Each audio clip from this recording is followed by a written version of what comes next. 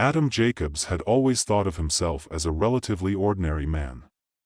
Not overly ambitious, not particularly charismatic, but with a knack for reading people. It wasn't anything spectacular, just an ability to sense what others weren't saying, to pick up on hidden insecurities or desires, to understand the way people thought even before they spoke.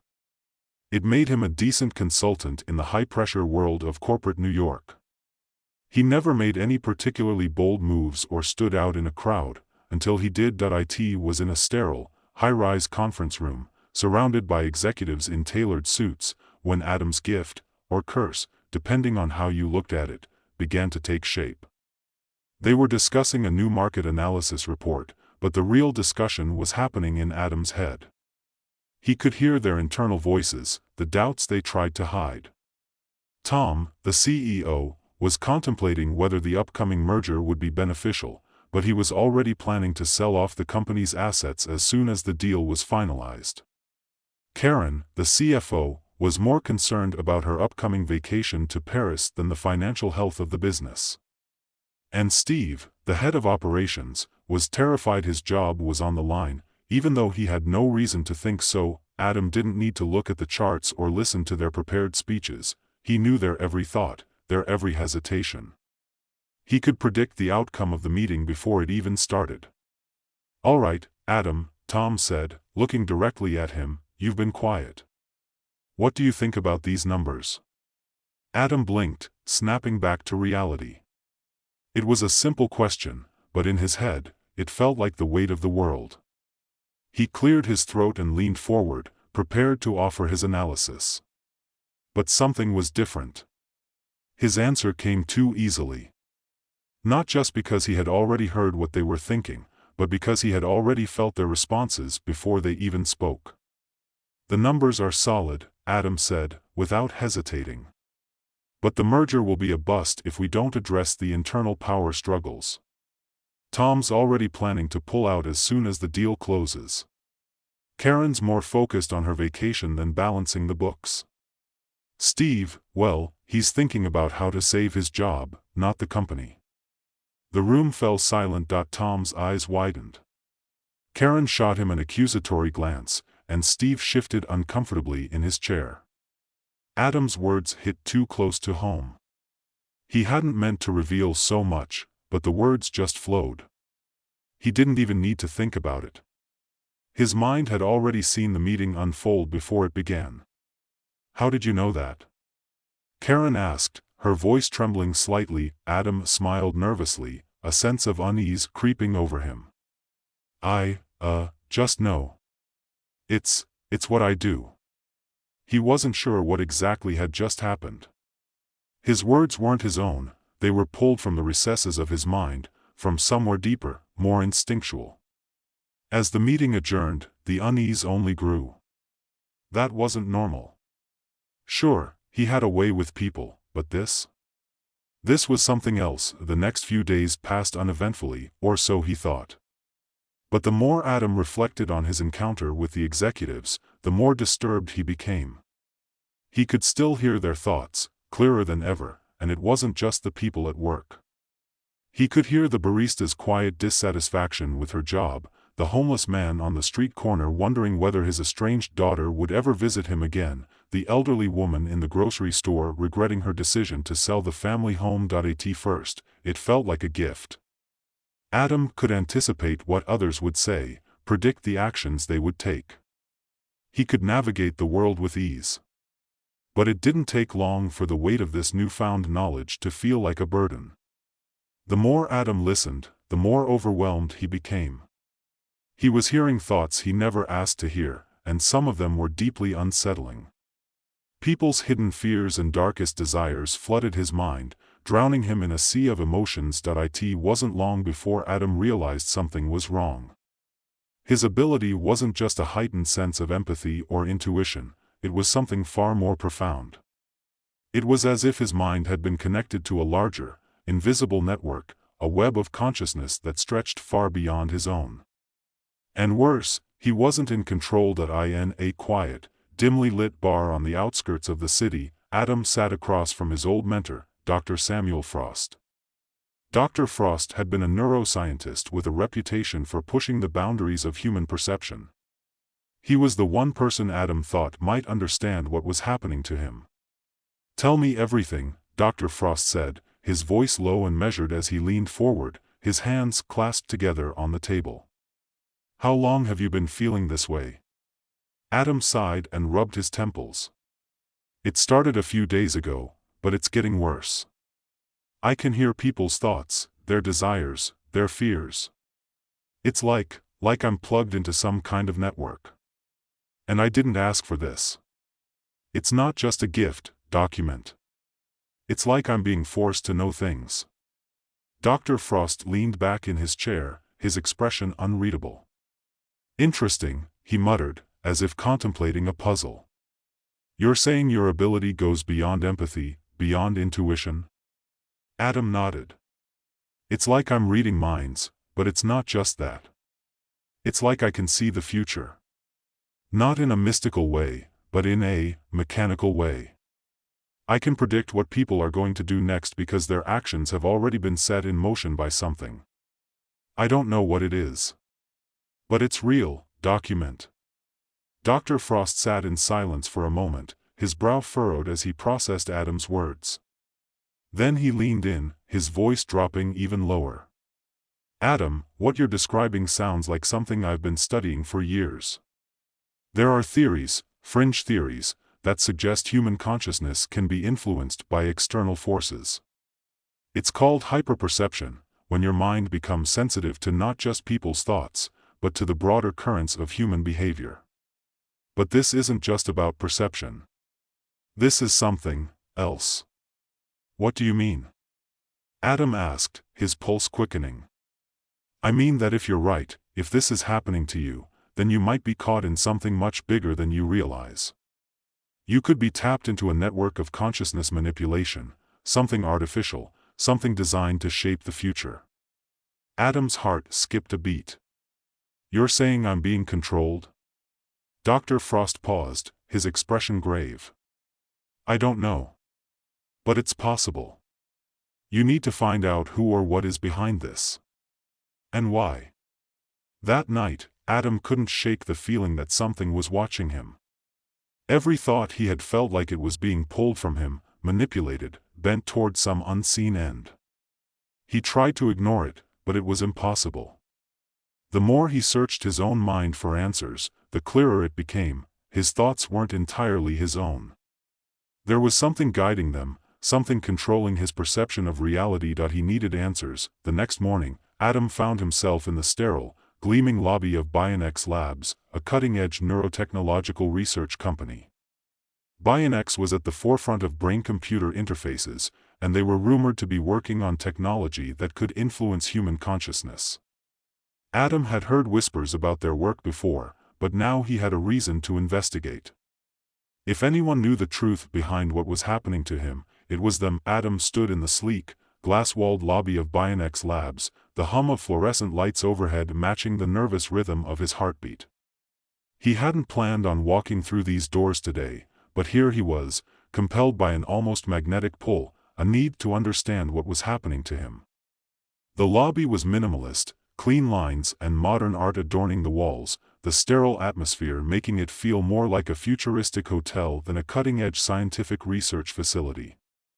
The receptionist, a young woman with an impassive expression, didn't even look up from her computer as Adam approached the desk. "I'm here to see Dr. Rebecca Wolf," Adam said, his voice steady, though his insides were churning with anxiety.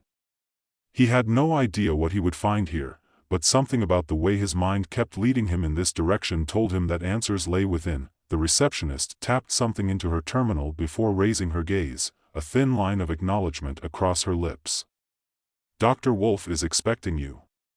Take the elevator to the 10th floor." Adam didn't have to ask what awaited him on the 10th floor. He knew, somehow. His mind, attuned to the currents of human emotion and intent, could already feel the weight of the situation pressing against him, a force he couldn't see but could certainly feel. He gave a curt nod and made his way to the elevator. The doors slid shut behind him, and as the elevator ascended, Adam's thoughts began to spiral once more.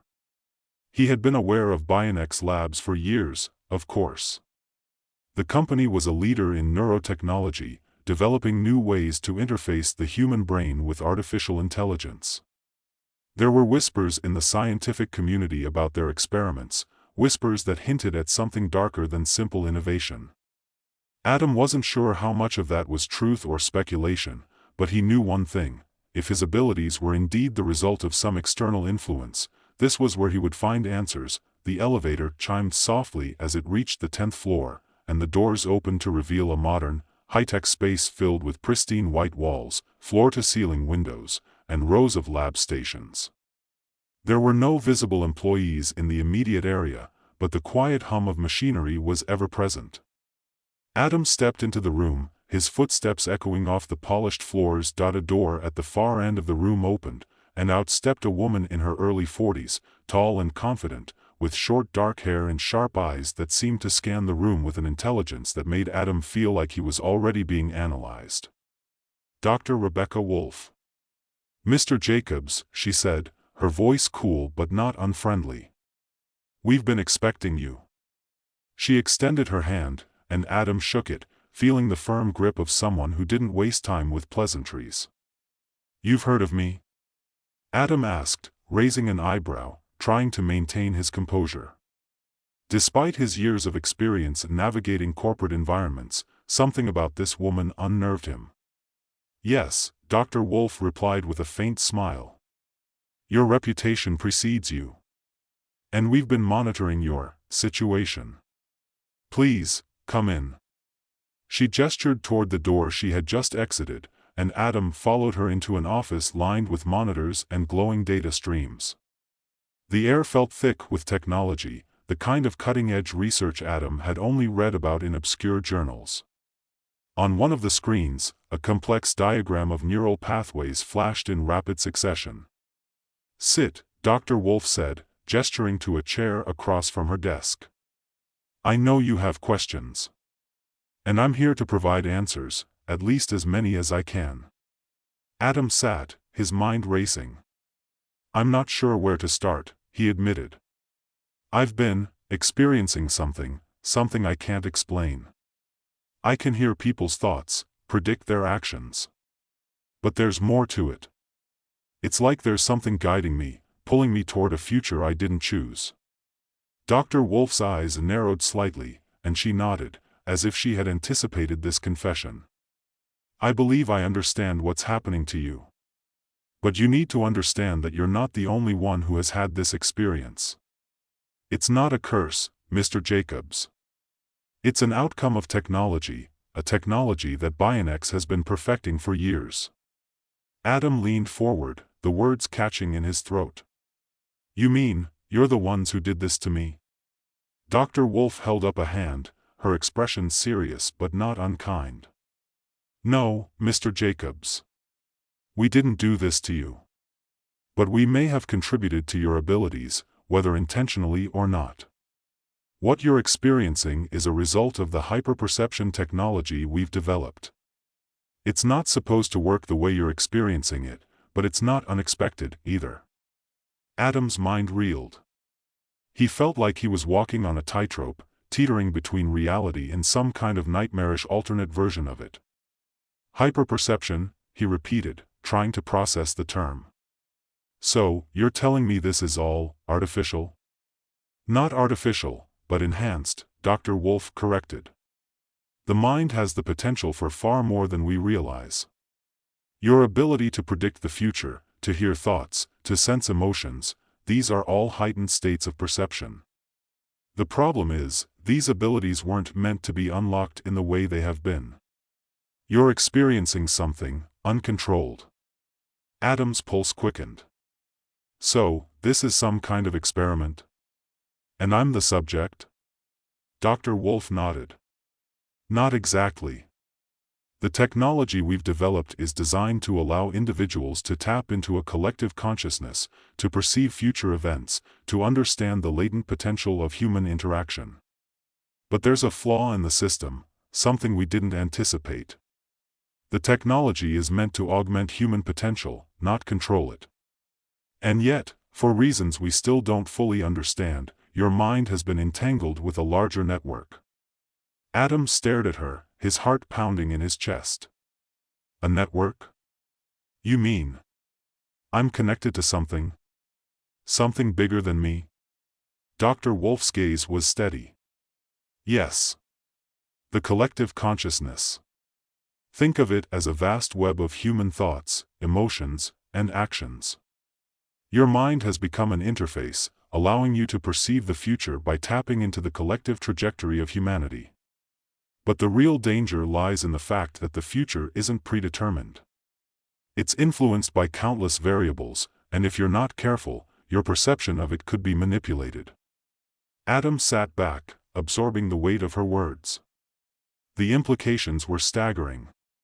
If everything he was experiencing was part of a larger experiment, if his every thought, every prediction, was part of some hidden agenda, then nothing in his life had been his own. He wasn't in control. How do I stop it? He asked, his voice shaking despite his best efforts to stay composed. Dr. Wolf paused before answering, her gaze intense. You can't stop it, not entirely. But there are ways to regain control. The technology we've developed allows for manipulation of perception, but with the right training, you could learn to navigate it. You could choose how you respond to the network rather than simply react to it. Adam was silent for a long moment. And if I don't? If I don't want to be part of this experiment? Dr. Wolf's eyes softened, but her voice remained firm. Then you'll have to fight it. But understand this, the network is powerful. And it's not just people you'll be dealing with. There are entities, artificial intelligences, that guide it. And they won't let you go easily. Adam stood up, his decision made. He didn't know what lay ahead, but he knew that he couldn't walk away from this. He had to find out the truth, about himself, about the technology, and about the hidden force controlling everything. He was no longer just a pawn in their game. He was going to be the one who made the rules. Then teach me, he said, his voice steady. I'll learn. I'll fight this. Dr. Wolf looked at him for a long time, as if weighing his resolve. Finally, she nodded. Very well. But understand, once you step into this world, there's no turning back. You'll have to face the full extent of what you've become a part of. Adam nodded, his mind made up.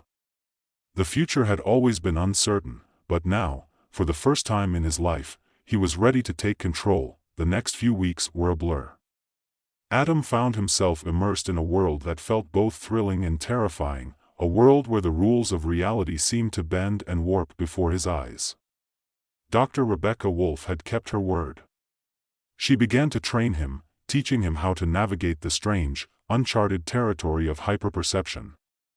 The lessons weren't just about control, they were about survival. The first step was understanding the network, the web of consciousness that stretched beyond the limits of his own mind. At first, it felt like an overwhelming tidal wave, a crushing pressure that threatened to drown him in its vastness. There were millions of voices, millions of thoughts, and they all clamored for his attention, each one vying for a piece of his consciousness. The world around him faded, and all he could hear were the whispering voices, the desires, the fears, the hidden truths. You have to learn to tune them out, Dr. Wolf instructed, her voice calm despite the storm raging inside Adam's mind. The network isn't just a collection of thoughts. It's a living, breathing entity. It evolves, and it reacts to you, just as much as you react to it. The key is to find your place within it, to establish boundaries. But Adam wasn't sure he could do it. The voices were everywhere, always present, always demanding his attention.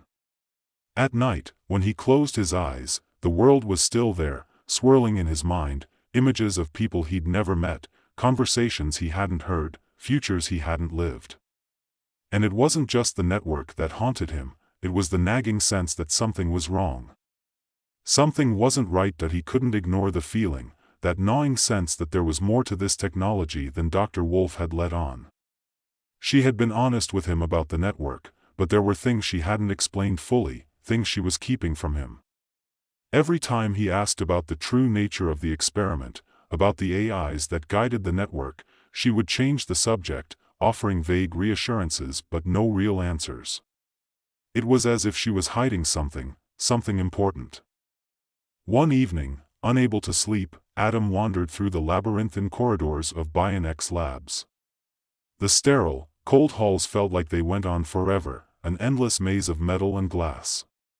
He'd been here enough times now to recognize the security guards and the employees, but there was a sense of isolation that never quite left him. It was late, and most of the lights had dimmed, casting eerie shadows across the walls. As Adam walked, he passed a door that was slightly ajar. He could hear the faint sound of voices inside. Curious, he pushed the door open and stepped inside. The room was small, dimly lit by a single desk lamp.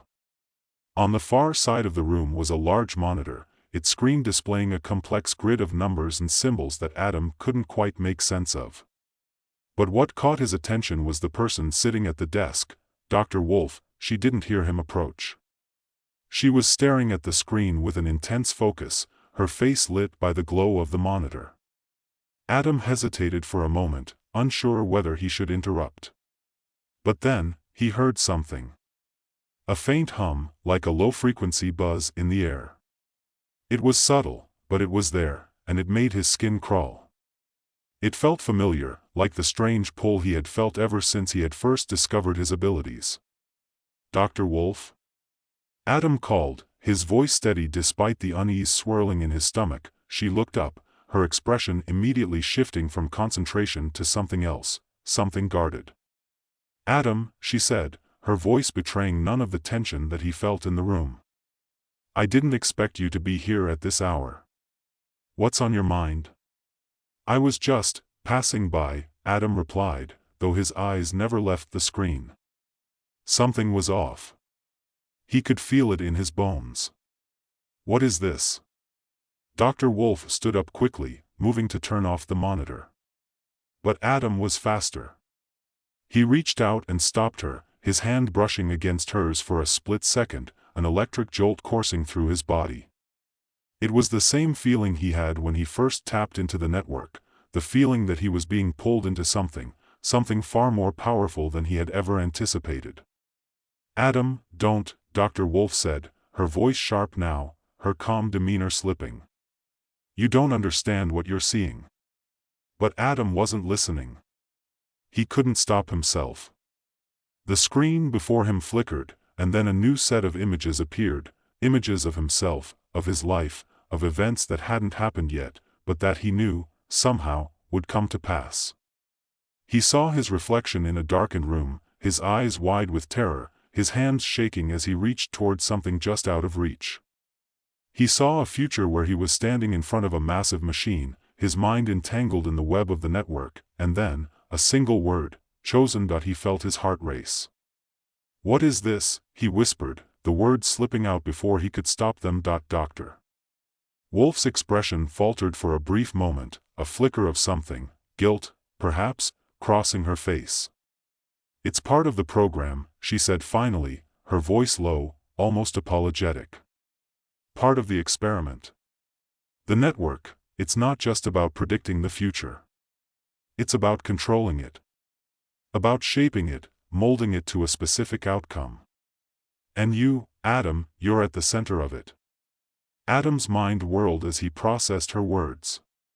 "What do you mean, shaping it? How am I supposed to shape the future?" Dr. Wolf took a deep breath, as though steeling herself for what she was about to say. "You're not just a participant in this experiment, Adam. You're the key. Your ability to perceive the future isn't a gift, it's a tool, a conduit for something much larger. The network isn't just about seeing what's going to happen. It's about controlling what will happen, guiding human behavior toward a preordained outcome."